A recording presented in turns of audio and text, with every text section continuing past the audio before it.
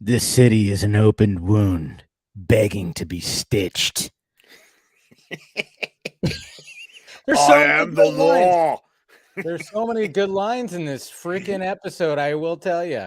There are great lines, but oh my God, I am going to make so many references to Judge Dredd and Rorschach throughout this thing because Oh, okay. Thank you. Thank you. I was like, Dread is like obvious. Uh, obvious. it's obvious, but I was going, there's some Rorschach in here too. Oh my God, yeah, yeah, both of So them. when you just said that right now, I was like, thank you, especially when it came to, the The ending, last yes. ending. The ending, I was going, God, fucking Lord. Anyways, Yeah. welcome everybody. Welcome to Batman the Fan-imated stream. I am, of course, Dave the Film Junkie, and with me as always, Mr. Scott McClellan. How's it going tonight? It's going okay. Good. Yeah.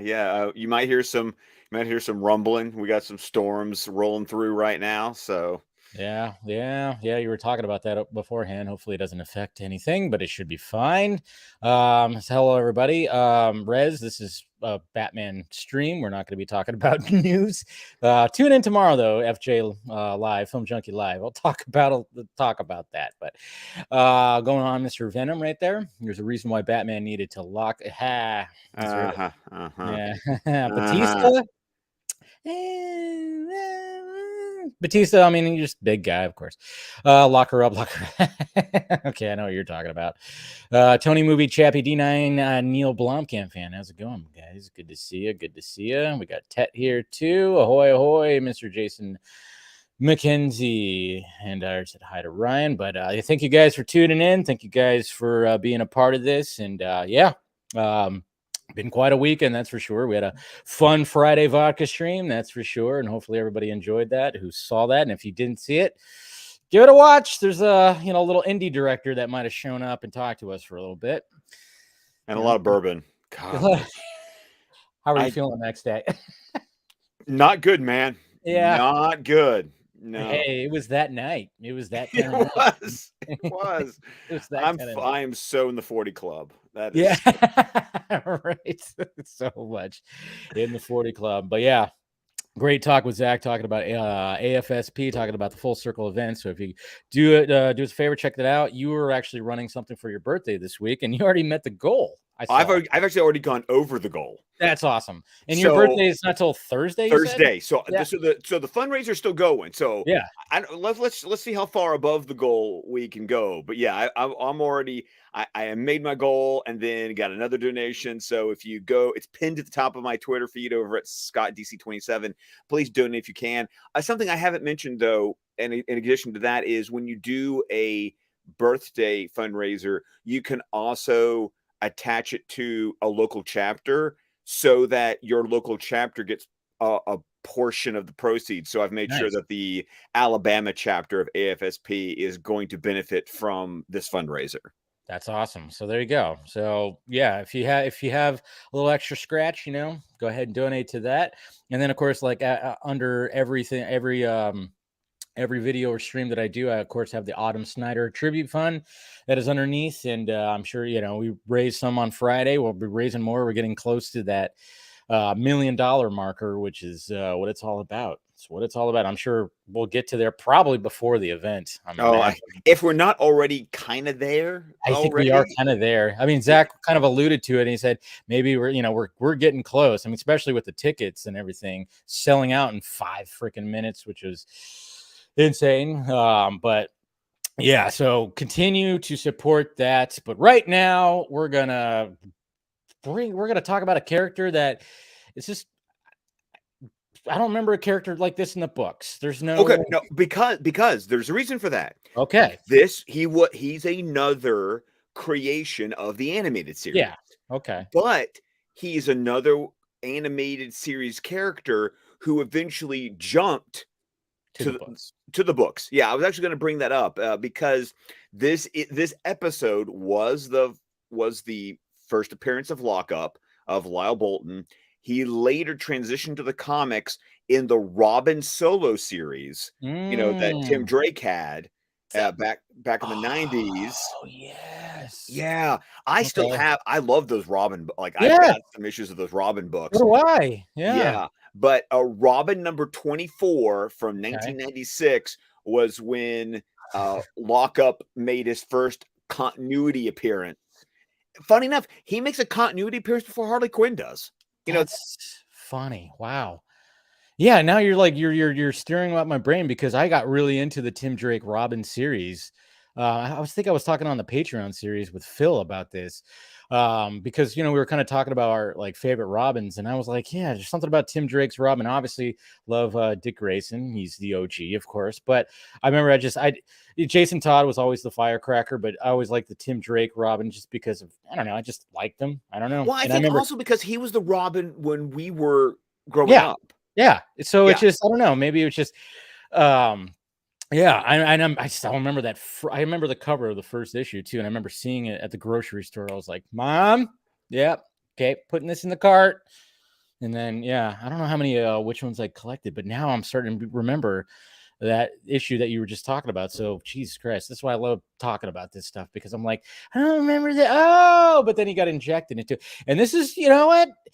It's an interesting character. He is an interesting character, You Mister know Lyle. what? He's one of those characters that, like, I Yeah, don't. I'm going to be honest. It gets a little controversial with with a it character does. like this, where you Oh, it go, does. you kind of like. I see your point. You maybe go. No, you don't. Maybe you definitely go too far. Yes. But it's like, but your starting point is like, I understand. Like, Yes. I get it, and that's where it gets really dangerous. But I love characters like that where you go, I'm a little uncomfortable about how I feel about this right now. Yeah, because we have Batman, who, of course, he's all about, you know, the law and justice and everything. But, He's and, compassionate. he's compassionate. Obviously, we talk about it a lot, and we've been talking about it a lot when it comes to this season of like the villain. There's so much rehab. There've been so many Yes. like rehabbing episodes, especially like the last two we've had. Yeah, exactly. So then you get a character like this who is working in Arkham, and just even the way that it starts with a Crane just Again, by the way, what remember the beginning of last week's of Harley's Holiday? It was Batman and Robin bringing Crane back to Arkham.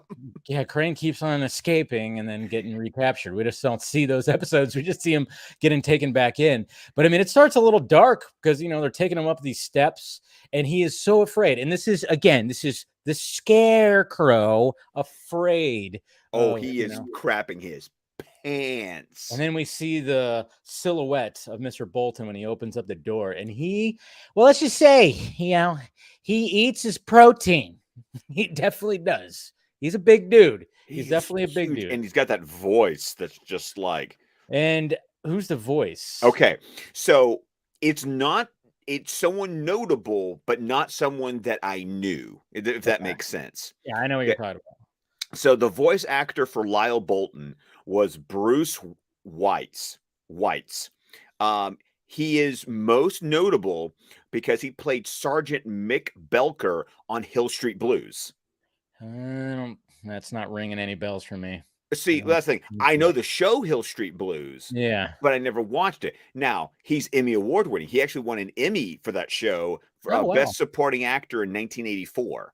Interesting. So, but his voice may also be familiar for us later on because Andrea Romano and crew brought him back because when we get to Superman the animated series, he was the voice of Bruno Mannheim.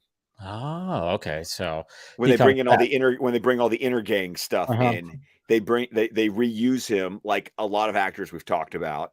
But yeah, he plays Mannheim when we get to Superman the animated series. Nice. So yeah, they do. He's got a good voice. I mean, let's face it. When you're as angry as this guy is, yeah, you really got to. The throat probably hurt after a couple of these sessions. That's for sure. But yeah, we get that, and like yeah, like I said, Crane is just losing his shit. He doesn't want to go back, and then it's like Batman and Robin are kind of like, what the fuck is up with this I guy? know. They get that look on their face like, huh? Like, dude, like, hello. And then even like when they walk out and Robin's just like, he's a 10 on the creepo meter kind of thing. And it's like, yeah. And yeah, I mean, and then it's just like, in the way I like this episode because just the way how it flows really well. It Uh, does flow. You know yeah, what? I didn't even think about that, but yeah. you're right. it has a very good pace to it. It does. It does because it injects what we need to know. It's not just like a total what do they call that? The uh man, my word. Words, Yeah, Dave. I mean, words, when they exposition dump. exposition dump. Thank you. There's the thing right there. My God. I've been watching a lot of John Wick this weekend. I'm just saying. So I'm just thinking about doing barrel rolls and gun fu. Anyways, so yeah, when it's needed, it doesn't feel like an exposition dump. Like all the little just the way it paces and it just kind of flows really well because I mean obviously Batman's already his radars are already going off and everything. And then we get to this little hearing because there's allegations from the inmates at Arkham that are just like, hey, this guy is no good. And it's a good scene because you have Bruce there, you have Gordon, you have Dr. Bartholomew. Bartholomew, which we've seen before, and they just bring people in, and it's got a nice little cameo, little crew that shows up versus Harley, and and you just know this guy's shitty because he gives the look to like each and every one of them, gives that smirk, that little smirk, and just be like, yeah, don't say anything or else. Or else, or else. Dot Yes. dot dot. I love it when the ventriloquist is up Yeah. there, and you can tell he wants to say something, and Scarface is like, "You keep your trap shut. He's a great guy." I love it how it's Wesker. Once again, we never, I'm calling him that even though he's never named in Yeah. the series. But I love how Wesker wants to say something, and it's the dummy that's like, "Shut up." Stop it, because he knows he's the one that knows. Like, don't deal with guys like this. And then of course we get Crane as well again, and he's just silent, losing his shit at the beginning, and he's just sitting there, just going, nope, I got nothing to say, And this is what really gets Bruce to go like, well, wait a minute, You were losing it like just the other Eh. day. So, and then we get Bruce doing that one thing where he's like, starts Mhm. rubbing the chin and everything. So, yeah, when that happens, and then Bruce, crafty little Bruce, he goes, well, I mean, if this is okay, I guess we could extend the contract for like another 18 months. And then everyone starts losing their shit and going, no, don't do it. I was like, good on Bruce for that. Oh yeah. Tactic. Yeah. It was a good It little it was really because then they just start saying all the things, except for Scarface. Scarface is still going, shut up, shut up. But everybody else is singing. Everybody, Harley, Crane, and yeah, I mean, they're just singing, about like how awful this guy is and what he takes away privileges and does, just the threats and And all it's that. and it's and it's interesting too because this is where it's like he takes away our privileges, and you're like, okay. Part of me, no, there's the part of me that goes, okay, you're psychotic, murderous, inmates, privileges, okay, but Maybe TV or I don't know. I know, but then the other stuff, it's like chaining them to their beds, electrifying their doors. Like then you start going, Yeah, there's the line. You yeah, just like because remember, this is supposed to be an asylum. This is supposed to be about rehabilitation. It's not about just as Waller would say, throw them in the hole, dumped them in the hole and threw away the hole. Like that's exactly. not the point of this. No. And Bolton is just looking at everyone going, what the hell did you expect? They're murderous psychopaths. What did you want me to do? Fluff their pillow? Yeah. And he loses his shit in that hearing. He does. He does. We're all like, we're the I guess guard kind of people that are in there, try to like hold him down. But again, big dude. Big dude. They can, it takes a little bit taken down. And I love how Bruce is so nonchalant when he's got the chair that the inmates sat in to, testify. And he just like, yep, let me just push that over and trip you right there, sir. Doing that casual. I can't be Batman right now. So I got to put my hands in my pockets and just utilize something else crafty to take this guy down, which is good on Yeah. Bruce. But, and here's where you got to be really careful with a character like Bolton because some of the things he says kind of make sense. I mean, he's got that line like, Arkham was a revolving door. And it's like, well, you're not wrong. And and it once again, that's the thing, you gotta be careful with characters like this, but I like it because he cray cray, like, there's no denying that, but then you listen to his motivation, though, and you go, "I see Mm, where you're coming from." yeah. Yeah, because I mean, obviously, like one of the biggest things that people like will gripe about, with 80 plus years of Batman, it's like, how do these villains keep I mean, obviously, you have to have the villains keep on escaping and stuff like that, or else they're just what, Batman. You're not gonna have any Batman books. You got to have them still be out there. So, like, but at the same time, it's like, yeah, um, and and it's funny too because when this scene ends right here, when he gets taken down, and then of course we see that shot of, like, he gets the boot, you see the freaking gate open of Arkham, and he just walks right out, and then of course Miss Summer Gleason is just right there. She's I like, mean, just ready to go. And "Great." that leads to a great transition, though. I love how it goes from the interview to his television, and then it's him weeks later, like 3 weeks later, watching himself on the television and watching Gleason's newscast. And I thought that was a great It way. was. Well, you're talking about the pacing, like that was a great way to move us from one point in time to another and make it so seamless. It was seamless. And he's just like in his apartment. There's like a chair and a TV.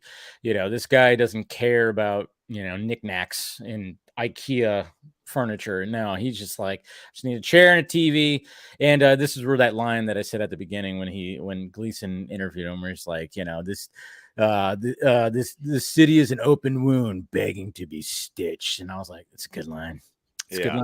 line. He also said something about the per the permissive liberal media, and I was Yeah. like, "Oh, there that sounded a little Rorschach-y right there." Right I'm there. not That's gonna where I got the lie. Rorschach. Yeah, exactly. And people, like, even nowadays still talk about that, the liberal media, because basically after Gleason, after the report about him, she talks about Poison Ivy's back in town and glamorous and blah blah blah. So you almost go, yeah, why is the media glorifying somebody who is, well, almost killed the DA I know. Yeah. at one point? It's like, God, it's like, So once again, you're like, "Well, he's right." I mean, we shouldn't be glorifying these characters, like, that's kind no. of a problem, but once again, the problem with a character like Bolton is that he starts off at a place where you go, "You have a point," but then you cross that line to the point that's like, no, That's not the way to do it. that's No. not the way to do it. No,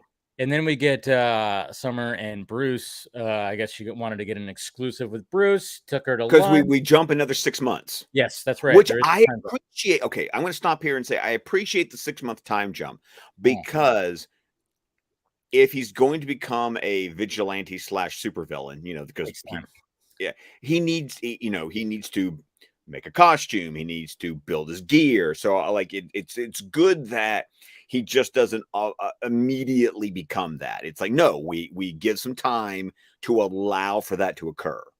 Yeah, I mean, we've seen versions of this story before where you introduce somebody who has an agenda and then maybe gets ousted, and then we get a time jump and they come back and blah blah blah. And I mean, usually they try to be like, oh yeah, I don't know. I'm trying to figure out. Like, I know we've seen this before, but like again, Oh well, this. but you were talking about Poison Ivy killing the DA. We got it. Now we start off with that sepia flashback deal, but Mm, we had Stonegate, them breaking ground on Stonegate, and oh, then that's we right. jumped Yeah, ahead years to where Stonegate is already built and everything, and so that allowed you know Pamela to become Poison Ivy over that time period. So no, the series has done that before. yeah, it's yeah, yeah. And yeah, like I said, just this episode just paces just very well. And then of course, I like how, like, Gleason was like, "Well, thank you for the exclusive, Bruce." And then she was just kind of like, "Wow, is it always about fulfilling lunches or whatever the hell like that?" And it's like, that's a little bit of the Playboy Bruce Wayne, like, hey, if you're gonna give you an exclusive, I'm gonna take you to lunch. And she was, let's face it, she wants to. I think she has a Yeah, little bit. mhm, yeah, Yeah, yeah. yeah, yeah, yeah. But did you also notice? Okay, and this is something that I'm trying to think back about the season 2 episodes. Okay. not seeing a lot of Bruce's brown suit. Like he's Oh yeah, I didn't even you think about notice that. that? Yeah, he was wearing like a blue suit, I A think, blue or or a black suit or yeah, something. something like yeah. He was wearing like a black suit at the Arkham hearing at the beginning of the Oh episode. wow. And think Ooh, about like all the fancy stuff he was wearing last week with Harley's Holiday. I'm like, I'm sure he's worn the brown suit this season, but they've made a conscious decision to get him out of that brown suit, yellow shirt model that he had all of season one. kind of makes you wonder, like maybe they put, something out there, some, a survey or whatever, and maybe people were just like, why is Bruce Wayne always wearing the same shit? Kind of, I know, thing, and it's not a good looking suit either. It was Yeah. very frumpy looking suit, to be honest. I mean, what's funny is like the color scheme. If you ever watch The Office, it's the color scheme that Dwight wears a You're lot. right, it is. It's like I was just thinking about that right now. I'm like that color scheme with like the yellow and the brown. I'm like Dwight was always wearing those colors at the office, so that's kind of funny. But yeah, so then of course we all know that hey something's gonna happen to Gleason because obviously the previous scene and and Bolton just kind of going like, all right, the liberal media and these people and blah blah blah, they're part of the problem. So, so I'm gonna have to, do something about this problem. And sure enough, when she gets in her car, I mean, I don't know how he rigged the locks, but hey, he's a technical guy when it comes to security and stuff like that. He Which figured they established with a quick line of dialogue. So it's like, in the so hearing. they're in the hearing. So now it's like, oh, he has that expertise. Uh-huh. So you don't have to wonder how can he do all this stuff. Like it's been established as part of his background that, well, that's why even why he was hired for Arkham was because he was so good at security technology. Exactly. I mean, he's got a lot of it covered, but like again, he's just got a little bit of a screw loose up in the brain. And then of course this truck backs up and it's got these like arms that are gonna pull the vehicle in. Bruce is back in the because he got a phone call in the restaurant. So of course she starts honking, smart on her to start just honking her horn, and then a little lock mechanism just like freaking shoots onto the door to keep Bruce from coming out.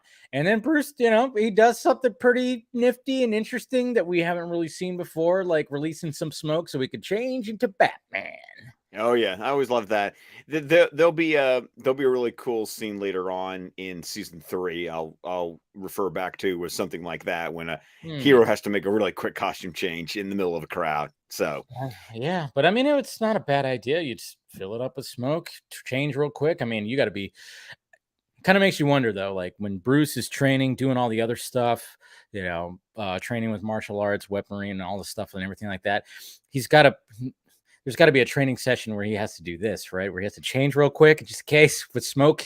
I It's got to be. I think that has got to be. I have a feeling that had to be like one of those Zatara Alfred things. with a stopwatch. Yes.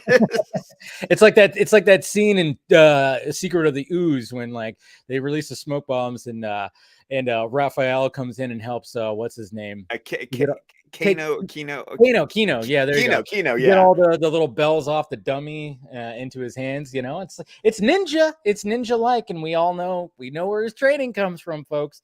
So it definitely does work. But I'm just like, I want to see that training session.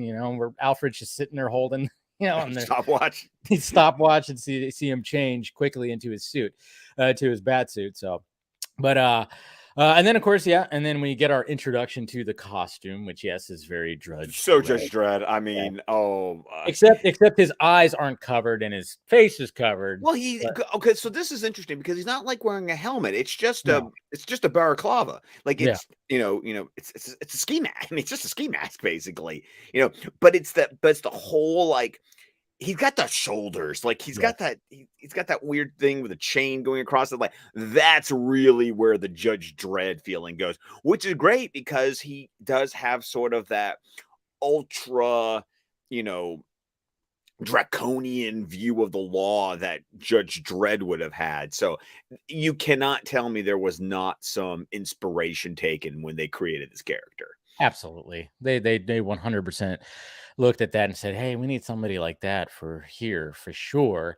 And then of course, and I love like the fact that it's like at first when we get this meeting between Batman and Lockup, Lockup wants to just fully be like, "Hey, I'm with you, man. We could work together. We've seen this before too, where it's like, hey, I like what you do, but you don't go far enough, kind of thing. And you start kind of going, I mean, the revolving door thing. I mean, yeah, but then it's like, well, why? But you're kidnapping this reporter who's why? You're Why? kind of Yeah, yeah. you're like you're already going too far. You're not really doing good at selling, and that's what Batman says. Like, you're just gonna kidnap innocent freaking people, like that. This is your whole idea. And then, of course, he's like, well, if you're not gonna be part of the solution, you're part of the problem, kind of Right. thing. It's And that black and white, it's yes, if you're not if you're not our friend, you're our enemy. That's, once again, see, when you get that mentality, it's like, that's what ooh, it is. It's like ooh. it can't just be black and white. There's gotta be some gray in there. There's gotta be some, and that I think that's what everybody tries to, like, a lot of people try to strive for. And I think that's what Batman tries to strive for too. Is like, it's like, yeah, he probably, even if you were to flesh this out a little bit more, he'd probably be like, I see where he's coming from, but at the same time, there's got to be a little bit of space. It can't just be this or that. And obviously, lockup is just going to be, all right. Well, if you're not going to do this, well, we're going to fight. I'm going to kick you out of this thing. And sorry, you're not going to be a part of this. And then, of course, a battle happens, and then, of course, the police show up. Bullock shows up, and all the craziness ensues. And then, of course, he gets away. And then I love I love Bullock's line. Joe, just what we need, another psycho in a Halloween costume. Like I said, there's just good lines in this. There's good lines in this, and then there's another good line that comes to the next scene when they go back to the Batcave with Robin, because obviously he takes the lock that was on the door that kept him in the restaurant, and he knows, and this is just Batman doing the detective work, that he was already had the radar on Bolton. And sure enough, it's like, wow, this is like crazy sophisticated technology for security, so obviously it's from Bolton. And then what Robin says, uh just another fine villain made possible by the Wayne Foundation. I was like, I had to rewind that. I was like, that is a good line. And I had to like rewind Good it real quick. one. And then Batman's just like, he just looks back and he was all, it's just a joke. It's like, but at the same time, little truth in No there. truth, no truth. Yeah. Such a dick move.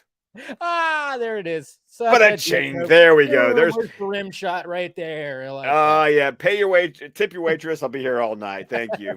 There you go.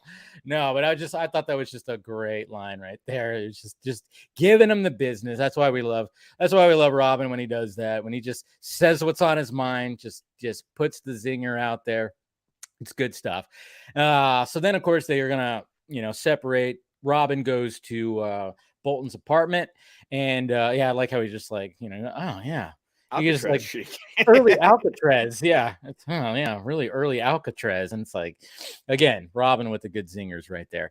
And then Bruce goes to Arkham, and goes in there. And of course, there's a guard that's handcuffed and, tape over his mouth. And then, of course, tries to find Dr. Bartholomew. He's not in there. He's gone, missing. And then he sees the bat signal. And so, of course, he's going to go over there, and it's Bullock that put the bat signal on. He's also handcuffed and telling him, like, hey, it's me. Gordon got kidnapped. Took me like 10 minutes to turn on your overgrown flashlight. Come on. Another good line. Another Yeah. good line. But once again, the episode's moving because these people are already kidnapped. Yeah. So it keeps it's interesting. I'm gonna be honest with you, Dave, right now, is that Mm. you are giving me a greater appreciation for this episode talking about it with you than Mhm. I actually had while I was watching the episode. There you go. I'm really enjoying this conversation. Yeah, because like I said, it was just the pacing. I'm like, yeah, we're not going to show everybody get kidnapped, and we're just going to show certain beats and mainly show the point of view of Batman and Robin trying to figure this whole thing out. So yeah, so like I said, it's just, but yeah, another good line from Bullock saying, they got kidnapped in his overgrown flashlight. Really like that. Calhead. I like when he calls him Calhead too. So obviously the next mark, if they're going, obviously they're figuring out that the people that were at the hearing, Yeah. yeah. So obviously Mayor Hill was at the hearing, so he's going to be the next one. And obviously Bullock's in there trying to tell him that, and Mayor Hill's doing that thing like, get out of here, I don't need you paranoid, I got the best security in the house. And then Batman and Robin show up. I'm like, no, you don't. No, it's not that great. Sorry, no. I just love that. It's just like, if we can get in, He's gonna get in. yeah. And then sure enough, what happens? He gets in. Smoke, more smoke fills the room. And then of course the mayor gets kidnapped too. And then and then of course Batman, Robin, they see the truck, they try to go after it, and then when we see the Batmobile, it's got the locks on the wheels. Oh no, I was like, oh wow, they actually put a boot on the Batmobile. That's They hilarious. put a boot on the Batmobile. That's right. Lock up, put a boot on the Batmobile, and then of course Robin says, "Forget to pay some parking tickets." It's just like just good lines. I was really enjoying the lines when it came to this episode. So, and then we get to see where we don't know exactly where Gordon and Hill and Gleason and them are at exactly, but of course Hill is getting put into behind bars with Gordon and all them, and so Gordon of course does the Gordon thing, tries to reason with them, and then we get to see more of the security technology that Bolton has created, which is, hey, you might want to let go of those bars because it gets zapped. There's a good line in there too, because I like it when Gordon's like, "Hey, if you let us go, I can show you some leniency." And I just love how Bolton, he electrifies Gordon and then goes, "I don't do leniency." Yes. Yeah. Another good line right there, man. And then of course, so back at the Batcave, obviously doing some detective stuff. Robin's trying to find, we know about F-84, they're trying to figure that out. Well, how did they figure that out? How did they find the F-84? Because Robin found it at Bolton's oh, that's right. At Bolton's apartment. That was That's it, because he's the one, because Robin's the one who's trying to figure it out. Batman's the one that suggests maybe it's a ship designation. So yeah, he's trying to, and then the rust from I think it was on the wheel block or whatever. yes, it was, and it was salt. Yeah, salt. So obviously that means, hey, ocean salts. There's got to be something when it comes to a boat, and then of course Batman figures out that yes, that there obviously can be. There was something when it came to let's see right here, Russ. Yeah, it turns out F-84 is actually a boat that is no longer being used. And is this the first time we get the Bat boat? Have we gotten the Bat boat before? We got the Bat boat way back. Yeah, but I know, but I was like, oh yeah, we did, but I don't know. It's just Killer like Croc episode, Vendetta. right, the Killer Clock. But it was just, for some reason, it just looked, I don't know if it looked different. No, it's the same one. But here's the thing though. I'm going to give you a pass on this, Dave, because it's been a damn long while. Okay, maybe that's why. Yeah, because actually I think the first time we saw the Bat boat was and I always blank on the name of the episode, but you remember the episode early on with the garbage that was the April Fool's Day episode? Yeah, pretty fly for a Filipino guy just said Batboat was in the, that's right. Totally. I don't know. Maybe it's just because it was been a long time and I was just kind of going, it's been a while since so maybe I'll just say in my I just had a brain fart about it. I was like, maybe it's just the first time because it was Batman and Robin in it. Maybe that's where my brain was going. I don't know. But yes, okay. So okay, and now you might have a point there. That's the first time we've ever seen it, with both of them in the boat. Yeah. But no, it's definitely not the first time we've seen the Bat boat. Okay. There you go. So and then of course they do more things. The computer, of course, that's always around. Either it's on the belt, in the Bat boat, in the Batmobile, and the computer, like, because apparently, like, when it comes to this boat, they used it at Stonegate when it was being built to like hold things and everything like that. And it's like, and guess who was head of security? Bolton. Yes, Bolton was head of security. So bingo. Like, again, it's just. The flow of this episode, the pacing, it's just good. They're already in the boat. They weren't at the back. It's just, I just really was digging that. And then of course they board the ship, and of course Robin is going to go to the security part and try to disable the security. And then of course we get some intensity because obviously there's cameras everywhere. And Bolton's just like, all right, well, let the games begin. And then of course he has like a gun that's robotic gun kind of thing, and luckily it had a red laser sight. It's like, oh wow, there it is, glowing right there. Thank you. Yeah, it's like, oh yeah, Batman sees it, so he dodges just in the nick of time. And then when it comes to Robin, he deals with like those robotic arms like wrapping around him kind of thing and everything. It gets when it comes to that. But hey, they get out of it and everything, and then Robin eventually makes it to the security part of the ship, and Batman and Bolton start fighting. I mean, again, you got Bolton that just doing that villainy speeches and whatever the hell. So much monologuing going on at the end of this episode, which is funny because we're about to get to the point that actually makes the title card make sense. Because I'm gonna be honest, I saw the title card and I was like, one, I don't remember this title card at all. I didn't either. And two, I don't even know what it means. I know. It's like, wait, what? Okay, there's a chain back of a ship. What? Yeah, it is kind of interesting. It's an interesting choice for the title card. I will say that. Now that you bring that up, I'm like, yeah, why didn't they have something where, I don't know, it had him bars or something? Or bars, or like a silhouette with him with his costume on, like, I don't know. They could have done, I'm not. Yeah, I was a little underwhelmed by the title card. Yeah, and then for the title card to basically just kind of be a foreshadowing of the climax of the episode, I'm like, yeah, someone kind of phoned it in that day, didn't they? Yeah, they kind of did that. But so then Bolton sees that that Robin is actually disabling stuff and everything like that, and then we're gonna go to the clip now where basically it's a good little finale. I will say that it gets pretty intense. Did you get Raiders of the Lost Ark vibes? Yeah, a little bit. Okay, a little bit of that. A little bit of that, and then there's a couple of definitely you do. But it's a cool little ending to this little story right here. So let's check it out. Okay, here we go. They're already on top of there. It's raining, of course. Gotta rain. Oh yes.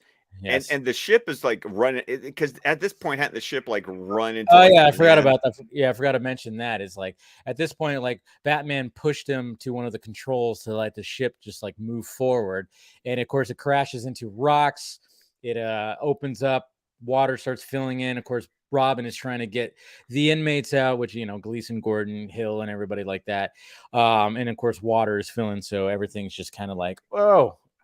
Clock is ticking, and then of course we get this showdown right here from Batman and Judge Dredd. I know, right? And the police department. We could have made our own order. He's so upset that it's almost like Riddler in the Batman. Order. Yes, that's a great call. It's like we could have worked together. Exactly. We should have been working together. And it gets just boom. Batman should have died like 3 times in this. It's John Wick rules. What are you talking about? Oh, totally is. And I've been on a John Wick kick, so I don't care. Look at right. Ouch! Ow! That would have broke that crushes your spleen right there. And it's so close. And I love there's no music. Oh, but you get the yeah. This is the Raiders moment. Yep. Right. Yes. The Raiders. Yeah. Oh, that's just disgusting. I'm sorry. When all else fails, just throw whatever you can in somebody's face. I think this is the way out. Poseidon Adventure. Oh wow, good call. I haven't seen that in forever. Right. That's what I thought about right there.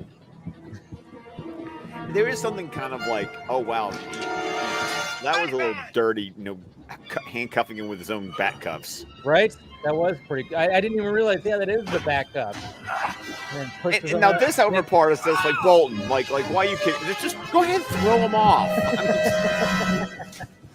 Nah, it's more dramatic like that. Yeah, exactly. And I love how Gordon's out there too.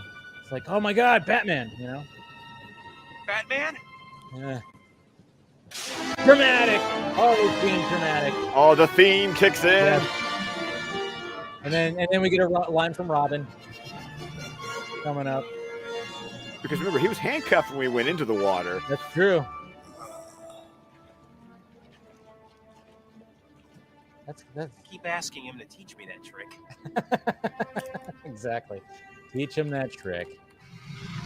There's the Batboat. That's not made its first appearance in this episode.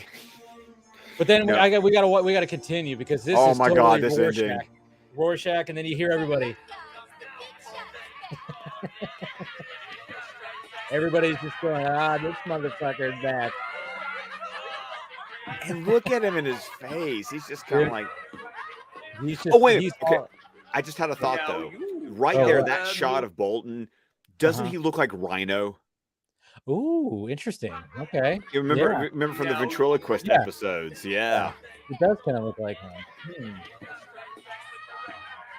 Yeah, similar. Yeah. Yeah, right there. Yeah, that shot right there is like, ooh, someone used a character model right there. And then Crane's so happy. Shall learn new lessons in fear. Full circle, right there. First Crane was afraid, now he's laughing at him. And then he's just like, well, he gets a little smile on his face, a little smirk. Trap me in a world of lunatics, but I showed them. God. Now I can keep an eye on everyone. They'll never slip past me again.